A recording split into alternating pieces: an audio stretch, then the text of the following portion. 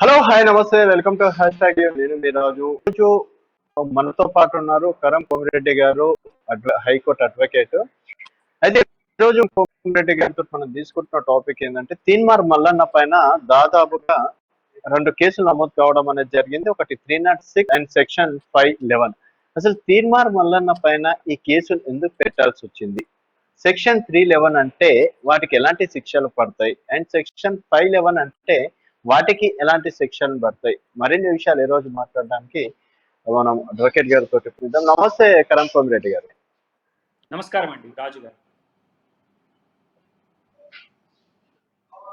Okay, కరం గారు చెప్పండి. ఇప్పుడు తీన్మార్ మల్లన్న గారి మీద ఈరోజు దాదాపుగా మొదట 4 కేసులు నమోదు కావడం అనేది జరిగింది. అందులో section 387, section 504, section 306 and section 511. అయితే లాస్ట్ కు వచ్చేసరికి కేవలం 2 సెక్షన్ల మీదనే వారికి రిమాండ్ విధించడం అనేది జరిగింది. అది సెక్షన్ 306 అండ్ సెక్షన్ 511. అసలు సెక్షన్ 306 ఏం చెబుతుంది? సెక్షన్ 306 అండి, ఫస్ట్ ఆఫ్ ఆల్ తీన్మార్ మల్లన్ని ఏదైతే ఉందో చిలకలగూడ పోలీసు వాళ్ళు నిన్న అరెస్ట్ చేయడం జరిగింది. నిన్న అరెస్ట్ చేసిన తర్వాత ఈరోజు మెజిస్ట్రేట్ ముందు హాజరుపరిచారు. మెజిస్ట్రేట్ ఆయనకు 14 రోజుల జ్యుడిషియల్ రిమాండ్ ఇచ్చారు. ఇప్పుడు నాకు అందిన సమాచారం ప్రకారం ఆయన చెంచల్గూడ జైల్లో ఉన్నాడండి. ఆయన పైన మొదట మీరు అన్నట్టు 387, దాని తర్వాత 504 సెక్షన్లు పెట్టారు. దాని తర్వాత సెక్షన్లను ఆల్టర్ చేసిన తర్వాత సెక్షన్ 306, సెక్షన్ 511 పెట్టడం జరిగింది ఐపీసీ. బేసికలీ సెక్షన్ 306 ఏమంటుందంటే అబేట్మెంట్ సుసైడ్ అంటే ఒక వ్యక్తి చనిపోతే, ఒక వ్యక్తి ఆత్మహత్య చేసుకున్నట్టయితే ఆత్మహత్య చేసుకోవాలని చెప్పేసి మనం ఎవరైతే ప్రోత్సహిస్తారో, ఎవరైతే కారకులు ఉంటారో వాళ్ళపై సెక్షన్ 306 అనే సెక్షన్ పెట్టబడుతుంది. సో సెక్షన్ 306 స్పష్టంగా ఏమంటదంటే, if any person commit suicide, whoever abets the commission of such suicide shall be punished for 10 years and shall also be liable for fine. అంటే ఏ వ్యక్తి అయినా సూసైడ్ ద్వారా చనిపోయినట్టయితే ఆయన చనిపోవడానికి ఎవరైతే కారకులు ఉంటారో వాళ్ళకి 10 సంవత్సరాల శిక్ష, లేకపోతే 10 సంవత్సరాల కంటే ఎక్కువ శిక్ష విధించాలని చెప్పేసి సెక్షన్ చెప్తోంది. అంతేకాకుండా సెక్షన్ ఏదైతుందో అది కాగ్నిజబుల్ అఫెన్స్ అంటే ఆయన అరెస్ట్ చేసే కంటే ముందు మెజిస్ట్రేట్ యొక్క పర్మిషన్ కానీ మెజిస్ట్రేట్ యొక్క వారెంట్ అవసరం ఉండదు. అంతేకాకుండా అది సెక్షన్ నాన్ వేలబుల్ సెక్షన్, అది ట్రయబుల్ బై సెషన్స్ కోర్ట్. అంటే మన క్రిమినల్ జస్టిస్ సిస్టంలో మెజిస్ట్రేట్ ఉంటాడు, మెజిస్ట్రేట్ పైన ఏదైతే ఉందో సెషన్స్ కోర్ట్ ఉంటుంది, దాని తర్వాత హైకోర్టు ఉంటుంది. కొన్ని అఫెన్సెస్ ఏవైతే చిన్న పనిష్మెంట్ ఉంటుందో దానికి మెజిస్ట్రేటే బెయిల్ ఇవ్వచ్చు. కొన్ని సీరియస్ అఫెన్సెస్ ఏవైతే ఉంటాయో అవిటికి కోర్ట్ ఆఫ్ సెషన్స్ అంటే సెషన్ జిల్లా జడ్జి బెయిల్ ఇవ్వచ్చు. 306లో ఏదైతే ఉందో జిల్లా జడ్జి బెయిల్ ఇవ్వాలి, ప్లస్ అది కాగ్నిజబుల్ అఫెన్స్ అంటే డైరెక్ట్గా పోలీసు వాళ్ళు వేసి అరెస్ట్ చేసుకోవచ్చు. కాకపోతే ఇందులో మీరు గమనించాల్సిన విషయం ఏంటంటే, 306 ఎప్పుడైతే మీరు వ్యక్తి పైన వేస్తారో, ఇప్పుడు ఫర్ ఎగ్జాంపుల్ ఒక ఎక్స్ ఉన్నాడండి, ఎక్స్ని మీరు 306 కింద మీరు ఆయనని అరెస్ట్ చేయాలనుకుంటే ఒక వేరే వ్యక్తిని ఆయన సూసైడ్ చేయడంలో ప్రోత్సహించాలి. అంటే వేరే వ్యక్తి ఏదైతే ఉందో సూసైడ్ చేసుకొని చనిపోయినట్టయితేనే 306 అప్లికబుల్ అవుతుంది. కాకపోతే ఇందులో ఎవరైతే కంప్లైంట్ ఉన్నాడో లక్ష్మీకాంత్ శర్మ అనే వ్యక్తి వెళ్ళి చిలకలగూడ పోలీస్ స్టేషన్లో, ఇప్పుడు కాదండి ఏప్రిల్ నెలలోనే ఆయన కంప్లైంట్ ఇచ్చినాడు. ఏప్రిల్ నెలలో మీకు కంప్లైంట్ ఇచ్చినట్టయితే మీరు అన్నది కరెక్ట్. ఫస్ట్ ఏదైతే ఉందో 387 అంటే putting person in fear of death or of grievous hurt in order to commit extortion. ఎప్పుడైతే ఎక్స్టార్షన్ చేసేందుకు ఆయన నేను నీ దగ్గర నుంచి డబ్బులు వసూలు చేస్తాను, నేను చంపుతాను, నువ్వు డబ్బులు ఇవ్వకుంటే అన్నట్టయితే 387 అనే సెక్షన్ అట్రాక్ట్ అవుతుంది. మొదట 387 511 దాని తర్వాత 387ని 504ని డ్రాప్ చేసి ఇప్పుడు 306ను 511 సెక్షన్స్ వేయడం జరిగింది. సో పోలీసు వాళ్ళకి they have the every right, అంటే పోలీసు వాళ్ళకి వాళ్ళ ఎక్కడ హక్కులు ఉన్నాయి ఏంటంటే సెక్షన్స్ లో మార్చొచ్చు. ఫర్ ఎగ్జాంపుల్ ఒక వ్యక్తి వెళ్ళి ఒకళ్ళని పొడిచాడు అనుకోండి, పొడిస్తే ఏమవుతుంది, అది అటెంప్ట్ టు మర్డర్ అవుతుంది. అటెంప్ట్ టు మర్డర్ అయినప్పుడు పోలీసు వాళ్ళు ఏం చేస్తారంటే 307 ఐపీసీ కింద ఆయన పైన ఎఫ్ఐఆర్ చేస్తారు. కానీ 2-3 రోజుల తర్వాత ఆయన చనిపోయినట్టయితే ఆ 307ని కాస్త 302 అంటే మర్డర్కి కన్వర్ట్ చేసే అధికారం పోలీసు వాళ్ళకు ఉంటుంది. అలానే 387 504ని వీళ్ళు ఇప్పుడు ఏమని కన్వర్ట్ చేశారంటే 306 511కి కన్వర్ట్ చేశారు. కానీ మీరు గమనించాల్సిన విషయం ఏంటంటే 306 కానీ 511 కానీ ఈ సెక్షన్లు ఏవైతున్నాయో తీన్మార్ మల్లన్నకు అసలు అట్రాక్టే కావు.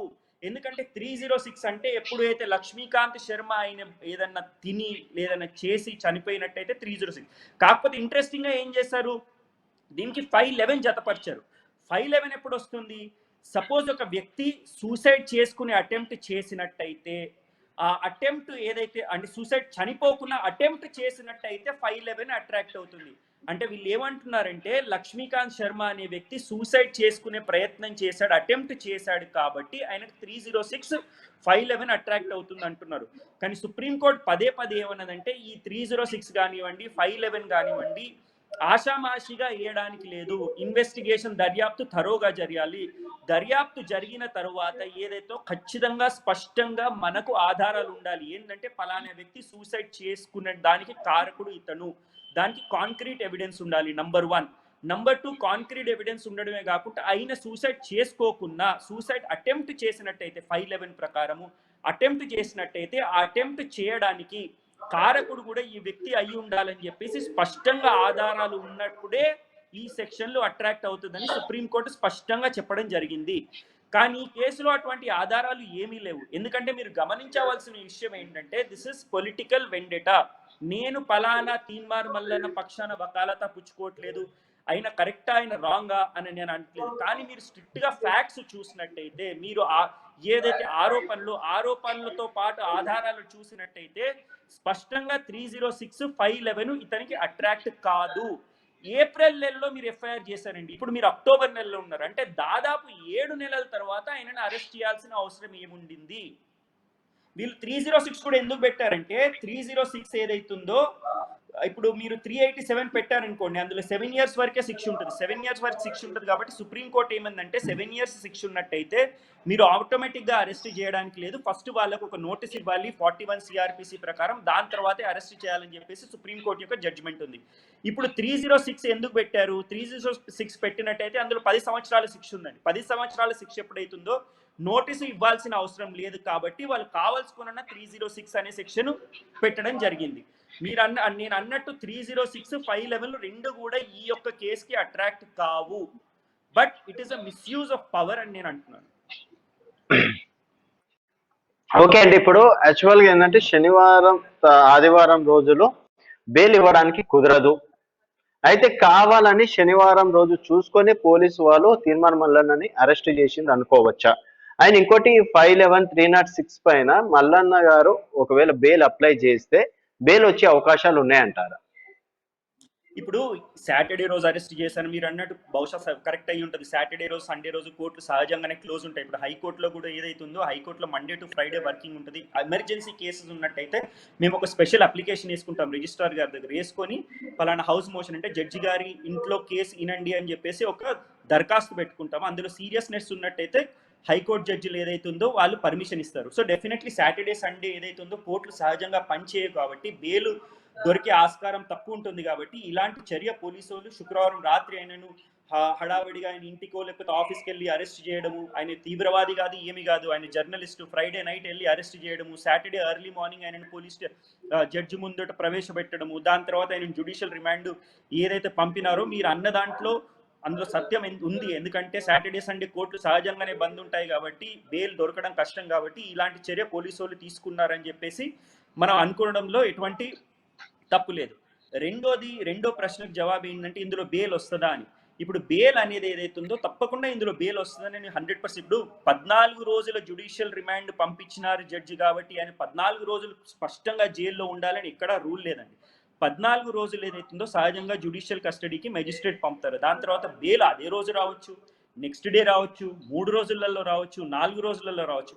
కానీ నాకు అనిపించేది ఏంటంటే ఇందులో 100% this is the fit case for bail. ఎందుకంటే ఎప్పుడైతే మీరు ఏ సెక్షన్ కింద అయితే ఆయన అరెస్ట్ చేశారో ఆ సెక్షన్లే అట్రాక్ట్ కానప్పుడు, ఆ అఫెన్సెసే అట్రాక్ట్ కానప్పుడు తప్పకుండా కోర్టులు ఇందులో జోక్యం చేసుకుంటాయి, ఆయనకు తప్పకుండా బెయిల్ ఇస్తాయని చెప్పేసి నాకు నమ్మకం ఉంది. కానీ ఆయన అడ్వకేట్ ఎవరైతే ఉన్నారో I mean he's a very good lawyer and he's a very smart lawyer. ఆయన ఎటువంటి చర్యలు తీసుకుంటాడో మనకు తెలియదు. ఆయన బెయిల్ తీసుకుంటాడో లేకపోతే క్వాష్ పిటిషన్ వేస్తాడో లేకపోతే రిమాండ్ కేసు రిపోర్ట్ని ఆయన ఛాలెంజ్ చేస్తాడో అని చెప్పేసి వాళ్ళ యొక్క ఏంటంటే లీగల్ స్ట్రాటజీకి భాగంగా వాళ్ళు ఒక స్టెప్ తీసుకుంటారు.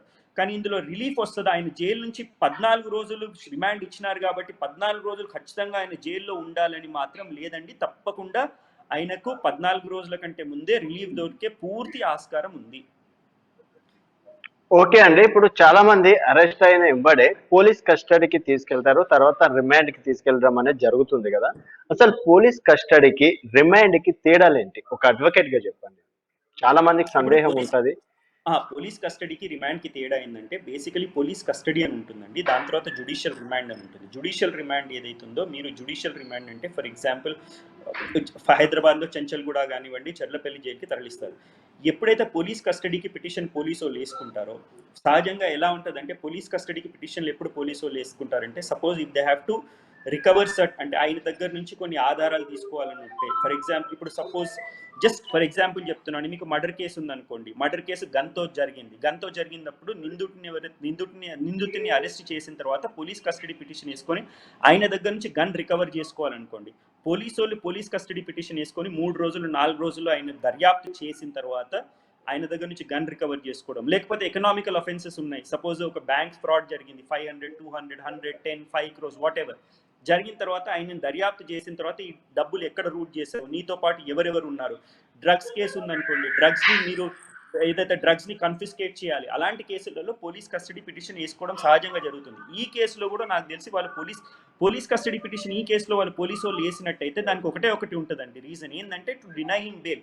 పోలీస్ కస్టడీ పిటిషన్ ఎప్పుడైతే వేస్తారో ఆయనకి బెయిల్ దొరకకపోవచ్చు అని చెప్పేసి as a part of prosecution strategy అందులో వేసే ఆస్కారం ఉంది తప్ప ఈ కేసులో పోలీస్ కస్టడీ ఎందుకండి? మీరు ఏప్రిల్ నెలలో ఆయన వచ్చి ఏమన్నాడంటే పలానా కంప్లైంట్ ఇచ్చినాడు. ఆ కంప్లైంట్లో ఫస్ట్ 387తో పాటు 504 అక్కడ ఎక్కడ కూడా ఆయన ఏప్రిల్ నెలలో నేను సూసైడ్ అటెంప్ట్ చేశానని పోలీసు వాళ్ళ ముందు చెప్పలేదు. వన్ ఫైన్ డే ఈ రోజు పోలీసులు దాని సెక్షన్స్ని ఆల్టర్ చేసి 387ని కాస్త 306 చేసినారు, 504ని కాస్త 511 చేసినారు. ఎందుకు చేసినారు కూడా మీకు చెప్పినాను. ఎందుకంటే 10 years ఇంప్రెస్మెంట్ ఉంది, ఇందులో బెయిల్ లేదు కాబట్టి ఆ సెక్షన్స్ని కన్వర్ట్ చేశారు. ఇందులో I don't think there is any reason for police custody. మీరు ఇందులో ఎటువంటి రికవరీ అవసరం లేదు, ఎలాంటి ఇన్వెస్టిగేషన్ చేయాల్సిన అవసరం లేదు. ఇందులో police custody I don't think police custody petition will be entertain by the courts to the best of my knowledge. రెండోది ఏంటంటే I'm of the firm view that ఇందులో ఈయనకి త్వరగానే బెయిల్ వస్తుందని చెప్పేసి నాకు ఎందుకు నమ్మకం ఉందంటే ఈ సెక్షన్లు మీకు చదివి వినిపించినాను కదా, సెక్షన్లే అట్రాక్ట్ అవ్వట్లేదు. ఇంకోటి నేను ఒకటి చెప్పాలనుకుంటున్నాను ఈ సందర్భంగా. ఇప్పుడు సుప్రీంకోర్టు రీసెంట్గా వేరే కేసులో ఒక ఛత్తీస్గఢ్ పోలీస్ ఆఫీసర్కి సంబంధించిన కేసులో ఏమందంటే ఛత్తీస్గఢ్ పోలీస్ ఆఫీసర్ వెళ్ళేసి నన్ను పలానా కాంగ్రెస్ ప్రభుత్వం ఈరోజు అరెస్ట్ చేయాలనుకుంటుంది. ఎందుకు అరెస్ట్ చేయాలనుకుంటుందంటే ప్రీవియస్ బీజేపీ గవర్నమెంట్కి నేను క్లోజ్గా ఉన్నానని చెప్పి వాళ్ళు భావిస్తున్నారు కాబట్టి అప్పుడు బీజేపీ గవర్నమెంట్తో నేను క్లోజ్గా ఉండి పలానా కాంగ్రెస్ పాలిటీషియన్స్ని అరెస్ట్ చేయడమో లేకపోతే వాళ్ళని తప్పుడు కేసులను ఫ్రేమ్ చేయడమో అని చెప్పేసి వాళ్ళు భావిస్తున్నారు కాబట్టి ఇప్పుడు ఇప్పుడున్న కాంగ్రెస్ ప్రభుత్వం ఏదైతే ఉందో నన్ను అరెస్ట్ చేయాలనుకుంటోందని చెప్పాను సుప్రీంకోర్టు వెళ్ళినప్పుడు పిటిషన్ దాఖలు చేసినప్పుడు సుప్రీంకోర్టు చీఫ్ జస్టిస్ గారు కొన్ని వ్యాఖ్యలు చేశారండి. They are very important and pertinent. ఆయన ఏమన్నారంటే ఇది ఒక డిస్టర్బింగ్ ట్రెండ్. పోలీస్ ఆఫీసర్లు ఇప్పుడు మీ పొలిటికల్ బాసెస్ ఎవరైతే ఉన్నారో పొలిటికల్ బ్లాసెస్ని మీరు ప్లీజ్ చేసేందుకు వాళ్ళని సంతోష పెట్టేందుకు మీరు ఎప్పుడైతే తప్పుడు కేసులు చేస్తున్నారో తప్పకుండా దాని పరిణామాలు కూడా పోలీసు వాళ్ళు ఎదుర్కోవాల్సింది. ఇప్పుడు ఉన్న ప్రజెంట్ పొలిటికల్ బాసెస్ని వాళ్ళు ప్లీజ్ చేసేందుకు ఎవరైతే ఈ ఎస్టాబ్లిష్మెంట్కి అగేన్స్ట్గా మాట్లాడుతున్నాడు కాబట్టి అతనిపై మీరు ఇటువంటి తప్పుడు కేసులు ఎందుకు పెట్టారు పోలీసు వాళ్ళు? Just to please the political bosses. ఇది ఒక తప్పు ట్రెండ్ అని చెప్పేసి కోర్టులు చెప్పాయి. ఎందుకంటే ఇది హాస్యాస్పదం అండి. How on earth is 306 and 511 applicable? Where is the application of mind? ఇంత పై స్థాయి పోలీసు వాళ్ళు ఒక ఫిర్యాదు చేసినప్పుడు వాళ్ళకి ఏ సెక్షన్ అట్రాక్ట్ అవుతుందో కూడా అర్థం అవ్వట్లేదు వాళ్ళకు. ఏప్రిల్ నెలలో వెళ్ళి ఎఫ్ఐఆర్ చేస్తే ఆగస్టు నెలలో దాదాపు 6 నెలల తర్వాత మీరు అన్నట్టు శుక్రవారం రాత్రి వెళ్ళి అరెస్ట్ చేస్తున్నారంటే కేవలము పొలిటికల్ బాసెస్ యొక్క ఇన్స్ట్రక్షన్స్ అంటే వాళ్ళు ఇచ్చిన డైరెక్షన్స్ ప్రకారం నడవడం అనుకోండి, లేకపోతే వాళ్ళని సంతోషపరిచేందుకు చేస్తున్న చర్యలు తప్ప ఇవి ఇంకేం కాదు. ఇలాంటి చర్యలను ఎవరో కాదు none other than the chief justice of India తప్పు పెట్టారు. ఏమన్నారంటే this is a very bad trend. ఇప్పుడు అంటే పొలిటికల్ ఎస్టాబ్లిష్మెంట్ అనేది పర్మనెంట్ కాదండి. ఇప్పుడు టీఆర్ఎస్ ఈరోజు ఉండొచ్చు, ఇట్ ఇస్ నాట్ పర్మనెంట్. వేరే పార్టీ రావచ్చు. పోలీసు వాళ్ళు ఏదైతుందో వాళ్ళు ఎప్పుడైతే ఇండిపెండెంట్గా వ్యవహరించారో వాళ్ళు ఎప్పుడైతే వాళ్ళ మైండ్స్ అప్లై చేయరో ఇది ఒక తప్పుడు ట్రెండ్ అండి. It is a very disturbing and a very dangerous trend and it is sets a very wrong precedent. రేపటి రోజు వేరే పార్టీ అధికారంలోకి వస్తే వాళ్ళు కూడా చేయొచ్చు.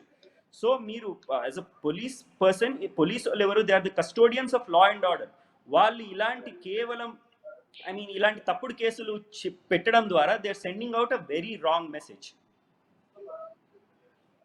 ఓకే కరమ్ గారు, ఇప్పుడు ఇంకోటి ఏమంటున్నారంటే అసలు తీర్మాన్ మల్లన్నకి నోటీసే ఇవ్వలేదు, నోటీస్ ఇవ్వకుండా అరెస్ట్ చేశారని కొంతమంది అంటున్నారు. పోలీస్ వాళ్ళ సైడ్ నుంచి ఏంటంటే మేము ఇప్పటికీ 2 సార్లు నోటీస్ ఇవ్వడం అనేది జరిగింది, దానికి తీర్మాన్ మల్లన్న స్పందించలేరు అంటున్నారు. ఇది ఎందుకు క్వశ్చన్ అడుగుతున్నానంటే మీరు అన్నారు ఏప్రిల్ నెలలో తను కేసు పెట్టడం అనేది జరిగింది, బట్ ఇప్పుడు అరెస్ట్ చేస్తున్నారు.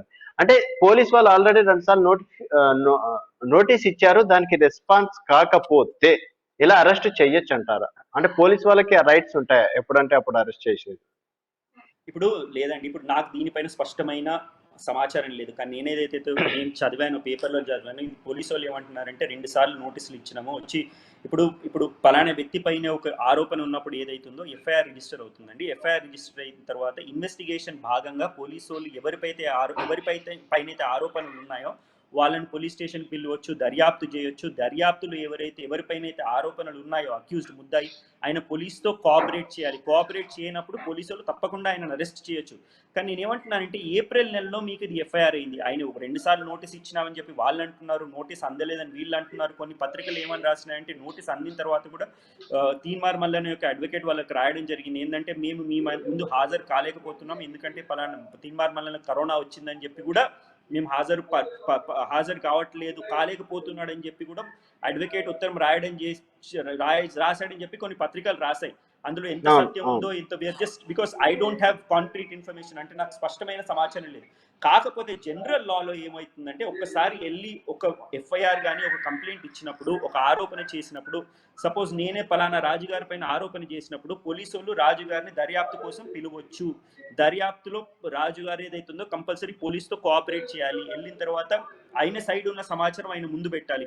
లేదు రాజుగారు మీ పైన పలానా కరం వచ్చేసి ఈ ఆరోపణలు చేశాడు, అందులో ఎంత సత్యం ఉంది ఎంత అసత్యం ఉంది, మీ దగ్గర ఏమైనా డాక్యుమెంట్స్ ఉన్నాయా మీ కేసు ప్రూవ్ చేయడానికి అని చెప్పి దర్యాప్తులో భాగంగా మమ్మల్ని ప్రశ్న అడగవచ్చు. ఆ దర్యాప్తుకు మీరు తప్పకుండా కోఆపరేట్ చేయాలి. ఎప్పుడైతే మీరు దర్యాప్తులో ఇన్వెస్టిగేషన్లో కోఆపరేట్ చేయనట్టయితే పోలీసు వాళ్ళకి అరెస్ట్ చేసే అధికారం ఉంటుంది. కానీ ఈ దర్యాప్తులో అసలు నోటీసులు వెళ్ళాయా, నోటీసులు వెళ్తే అసలు ఈయన నోటీసులు ముట్టాయా, నోటీసులు ముడితే ఈయన వెళ్ళాడా, వెళ్ళకపోతే ఎందుకు వెళ్ళలేకపోతున్నా అని చెప్పేసి ఈయన వాళ్ళకి వివరణ ఇచ్చాడా, ఇవన్నీ మనకు తెలియదు. సో ఇట్ ఈస్ నాట్, అంటే ఇప్పుడు I cannot really comment on it because I don't have the entire set of facts. అయినప్పటికీ కూడా ఇందులో fact is that 306/511 is not made out. Number 1 అంటే ఇది అట్రాక్టే కాదు. నంబర్ 1 ఈ ఎఫ్ఐఆర్ వచ్చేసి ఏప్రిల్ నెలలో జరిగిన ఎఫ్ఐఆర్. మీరు ఆగస్టులో ఏదైతే అరెస్ట్ చేస్తున్నారు, ప్లస్ ఇది ఏంది నేను అన్నట్టు ఇది ఒక డిస్టర్బింగ్ ట్రెండ్. సుప్రీంకోర్టు అన్నట్టు ఏదైతుందో పోలీసు వాళ్ళు ఏదైతుందో to please political bosses deal చేస్తున్నారు. ఇది తీన్మార్ మల్లన్నది ఫస్ట్ కాదండి, ఇంతకుముందు జర్నలిస్ట్ రఘుది కూడా అయింది. మీరు చూసినట్టయితే ఇప్పుడు నేను జర్నలిస్ట్ తీన్మార్ మల్లన్నను సమర్థిస్తున్నాను, వాళ్ళ వకాలత్ పుచ్చుకుంటున్నాను అన్నట్టు కాదు.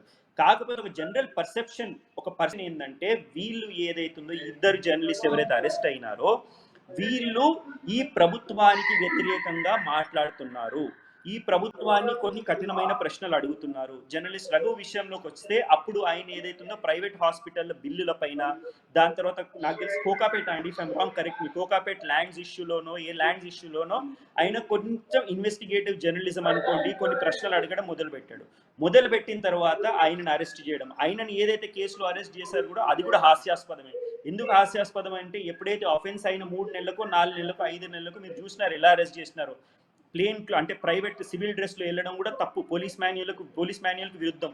ఆయనను వెళ్ళడం, ఆయనని జబర్దస్తి కారులో లాగి కూర్చోబెట్టడము, అది మొత్తము ఏదైతే సీసీటీవీలలో క్యాప్చర్ అయిన తర్వాత ఆయనని జడ్జి ముందట ప్రవేశపెట్టడం, ఇది ఒక ప్యాటర్న్. ఏంటంటే this is also soft threat ఏంటంటే పలానా ఎక్స్ జర్నలిస్ట్, వై జర్నలిస్ట్ మీరు గవర్నమెంట్ని ప్రశ్నించినట్టయితే, ఈ ప్రభుత్వానికి వ్యతిరేకంగా మాట్లాడినైతే, ఈ ప్రభుత్వం తీసుకున్న నిర్ణయాలు మీరు ప్రశ్నించినట్టయితే మీ గతి కూడా ఇలానే ఉంటుంది, మీ కూడా ఇలాంటి పరిస్థితి ఏర్పడుతుంది అని చెప్పేసి ఇది ఒక మెసేజ్ అండి.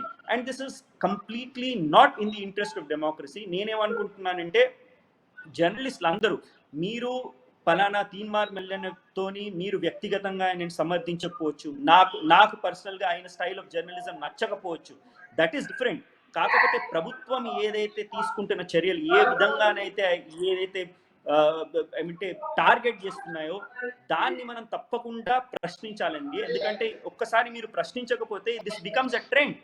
ఏంటంటే ఇది ఇలాంటి అరెస్ట్లు ఏదైతుందో డెమోక్రసీలో కరెక్ట్ కాదని లేదు. తీన్మార్ మల్లన్న పైన నిజమైన ఆరోపణలు ఉన్నట్టయితే స్పష్టమైన రుజువులు కానీ ఏదైతే ప్రూఫ్ ఉన్నట్టయితే డెఫినెట్లీ ఆ లక్ష్మీకాంత్ శర్మ అనేట ఆయన నిజంగానే సూసైడ్ చేసుకొని చనిపోయినట్టే అయితే సూసైడ్ అటెంప్ట్ చేసుకున్నట్టు స్పష్టమైన ఆధారాలు ఉంటాయి, మీరు చేయండి. అలాంటి ఆధారాలు లేవు, ఏమి లేవు. ఫస్ట్ 387 అంటారు, 404 అంటారు, దాన్ని 306గా కన్వర్ట్ చేస్తారు, దాని తర్వాత 511గా కన్వర్ట్ చేస్తారు. ఏప్రిల్లో జరిగిన అఫెన్స్ ని మీరు వచ్చేసి ఆగస్ట్ నెలలో అరెస్ట్, శుక్రవారం రాత్రి పూట అరెస్ట్ చేస్తారు.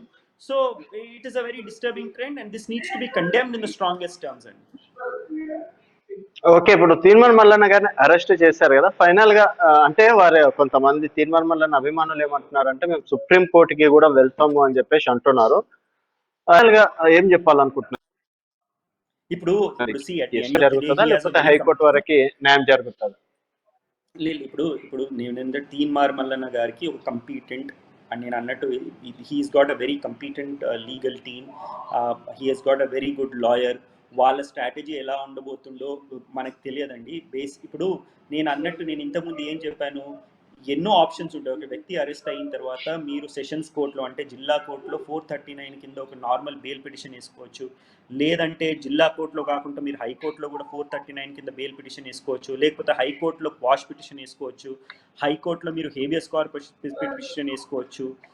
ఇవన్నీ అంటే సుప్రీంకోర్టు ఎందుకు వెళ్ళలేరు అంటున్నాను. సుప్రీంకోర్టు వెళ్ళకూడదు అని చెప్పి ఇక్కడ రాయసి లేనప్పటికీ కూడా ఫస్ట్ సుప్రీంకోర్టు ఏమంటదంటే మీరు వేరే కోర్టులలో మీ యొక్క రెమెడీస్ని ఎగ్జాస్ట్ చేయండి అంటది. అంటే ఫస్ట్ మీ దగ్గర హైకోర్టు ఉంది కదా, హైకోర్టులో వెళ్ళి మీరు బెయిల్ ట్రై చేయండి, హైకోర్టులో బెయిల్ రానట్టయితే మీరు సుప్రీంకోర్టుకి వెళ్తారు, లేకపోతే హైకోర్టులో హేబియస్ కార్పస్ పిటిషన్లో మీకు రిలీఫ్ దొరికినట్టయితే మీరు సుప్రీంకోర్టుకి వెళ్తారు. కానీ డైరెక్ట్గా మీరు సుప్రీంకోర్టుకి అయితే వెళ్ళడానికి సహజంగా సుప్రీంకోర్టు ఎంటర్టైన్ చేయొచ్చు, ఎంటర్టైన్ చేయకపోవచ్చు. Although the doors of the supreme are open, but in cases like this there is every likelihood that Supreme Court may say go exhaust your remedy in the High Court. అంటే first మీరు హైకోర్టుకి వెళ్ళి తర్వాత మా దగ్గరికి రండి అని చెప్పే ఆస్కారం ఉంది ఒకటి. రెండోది, ఇప్పుడు వాళ్ళ లీగల్ టీం మరి జిల్లా కోర్టుకి వెళ్ళి బెయిల్ వేస్తుందా లేకపోతే ఈ యొక్క అరెస్ట్ని హైకోర్టులో ఛాలెంజ్ చేస్తుందా అనేది it is a call that their legal team has to take and it is a part of their legal strategy. So వాళ్ళు ఏం చేయబోతున్నారని చెప్పడానికైతే మనకు లేదు, కానీ సుప్రీంకోర్టు దాకా వెళ్ళాల్సిన అవసరము ఉండకపోవచ్చు అని నేను భావిస్తున్నాను. ఎందుకంటే నేను ఎఫ్ఐఆర్ చూడలేదు, నేను రిమాండ్ కేస్ డైరీ చూడలేదు, నేను ఆయన వేసిన కంప్లైంట్ చూడలేదు. చూడనప్పటికీ కూడా నేను ఎందుకు ఇంత ధీమాగా ఈయనకి బెయిల్ దొరికే ఆస్కారం ఉంది అని చెప్తున్నానంటే, ఏదైతే సెక్షన్లు చదివిన తర్వాత సెక్షన్లు చదివి వినిపించాను కూడా. సూసైడ్ అంటే వ్యక్తి చనిపోయి ఉండాలి, లక్ష్మీకాంత్ శర్మ చనిపోలేదు. లేదు 511 ఎప్పుడు వస్తుంది? మనిషి చచ్చిపోకున్నా కానీ ఆయన సూసైడ్ చేసే ప్రయత్నం చేసినట్టయితే, అంటే ఆయన అటెంప్ట్ చేసినట్టయితేనే 511 306 అట్రాక్ట్ అవుతుంది అని అన్నప్పటికీ కూడా మరి ఆయన నిజంగానే ఆయన అటెంప్ట్ చేసినాడా, చేస్తే బలమైన రుజువులు ఉన్నాయా? రుజువులు ఉన్నట్టయితే మీరు మరి 387 ఎందుకు పెట్టారు? రుజువులు ఉన్నట్టయితే 504 ఎందుకు పెట్టారు? ఇమీడియట్గా 306 ఎందుకు పెట్టలేదు? ఒకసారి ఏమంటున్నారు, మీ దగ్గర నుంచి డబ్బులు ఎక్స్టార్ట్ చేసేందుకు ప్రయత్నం చేశాడు కాబట్టి 387 అంటున్నారు. ఇమీడియట్గా ఆ సెక్షన్ డిలీట్ చేశారు. ఆ సెక్షన్ ఎందుకు డిలీట్ చేశారు? ఎన్నో ప్రశ్నలు ఉత్పన్నం అవుతున్నాయి ఈ ఇష్యూలో. ప్లస్ అది కాకుండా మీరు తీన్మార్ మల్లన్న యొక్క బ్యాక్గ్రౌండ్ కూడా చూడాలండి. ఆయనకు ఒక ఛానల్ ఉంది, ఆయన ప్రభుత్వాన్ని పదే he's trying to corner the government. మన ఎమ్మెల్సీ ఎన్నికల్లో కూడా పోటీ చేశాడు. పోటీ చేసిన తర్వాత ఆయన right are wrong he gave them a run for them అని. ఆయన అంటే చాలా టైట్ కాంటెస్ట్ నడిచింది. అంటే హేమీలు ప్రొఫెసర్ కోదండరామ్ గారు లాంటి వ్యక్తి పెట్టేసి ఆయన almost election last minute counting జరిగింది, అంటే ఆల్మోస్ట్ గెలిచే వరకు వెళ్ళాడు. Probably this government sees him as a potential threat to them. So plus ఆయన 29 అంటే రేపేనండి, 29 రేపటి నుంచి ఆయన పాదయాత్ర కూడా మొదలు పెట్టబోతున్నాడు. సో ఆయన చేసే జర్నలిజం కరెక్టా, ఆయన ఎన్నుకున్న మార్గం కరెక్టా, ఆయన ప్రయోగించే భాష కరెక్టా అని నాకు మీ మధ్యలో భేదాలు ఉండొచ్చు. నేను లేదు ఆయన ఉపయోగించే భాష కరెక్ట్ కాదని నేను అనొచ్చు, లేదండి ఆయనకి స్వేచ్ఛ ఉంది, ఆయనకి రాజ్యాంగం ఇచ్చిన స్వేచ్ఛ ఉంది, ఆయన ఎలాంటి భాష ప్రయోగించవచ్చు అని మీరు అనొచ్చు. అలాంటి మన మధ్యలో విభేదాలు ఉండొచ్చు, కానీ ఇలాంటి ఈ విధంగా ఆయనను అరెస్ట్ చేయడం అనేది మనం అందరం ఒక తాటికి వచ్చి దాన్ని ఖండించవలసిన అవసరం ఉందండి. ఎందుకంటే ఎప్పుడైతే మీరు ఇలాంటి అరెస్టులను ఖండించరో దిస్ బికమ్స్ ద నార్మ్. ఇప్పుడు ఇది ఒక ఎక్సెప్షన్, రేపటి రోజు ఇది రూల్ అవుతుంది. రేపు పలానా రాజుని, పలానా ఎల్లయ్యని, పలానా మల్లయ్యని ఎవరైతే ప్రశ్నలు అడుగుతారో, ఎవరైతే ఈ ప్రభుత్వాన్ని ఇబ్బంది పెడతారో, ఇలాంటి తప్పుడు కేసులు బనాయించి అరెస్ట్ చేసుకుంటూనే ప్రభుత్వం వెళ్తుంది. ఇది తప్పుడు సంకేతాలు ఉంటాయి. ఇలాంటి అరెస్ట్ని మనం తప్పకుండా ఖండించాలి. నాకు ఈ న్యాయస్థానాలపై పూర్తి నమ్మకం, విశ్వాసం ఉంది.